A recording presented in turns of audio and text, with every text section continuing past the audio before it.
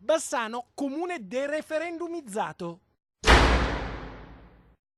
Colpo di scena, in municipio la maggioranza politica riunita nella sala del Consiglio decreta che il sindaco non è tenuto a informare i cittadini promuovendo dibattiti e convegni dedicati alla petizione sull'autonomia del Veneto.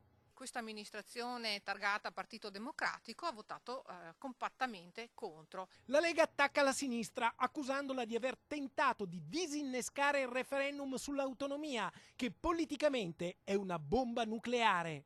A parole dicono che sono per l'autonomia, nei fatti, bocciando questo ordine del giorno, hanno dimostrato l'esatto contrario. A questo punto ci viene un dubbio, ma i cittadini saranno d'accordo con la maggioranza che governa il comune di Bassano, che di fatto ha liberato il sindaco da ogni obbligo sul referendum? I nostri rappresentanti devono prendersi sia l'onere che l'onore e anche la responsabilità.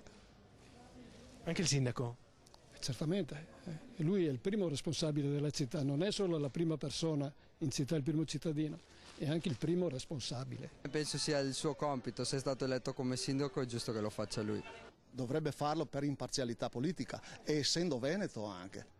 Insomma, la gente a Bassano non ha apprezzato. In consiglio comunale siedono i rappresentanti della città, che però in questo caso evidentemente non hanno rappresentato il sentire del popolo. E i cittadini si ribellano. Se si fa un referendum, il sindaco non può mica lavarsene le mani. Sì, lavarsene le mani, ma non solo. Peggio ancora di Ponzio Pilatismo. È un po' nella strategia, no? È un classico esempio di democrazia negata.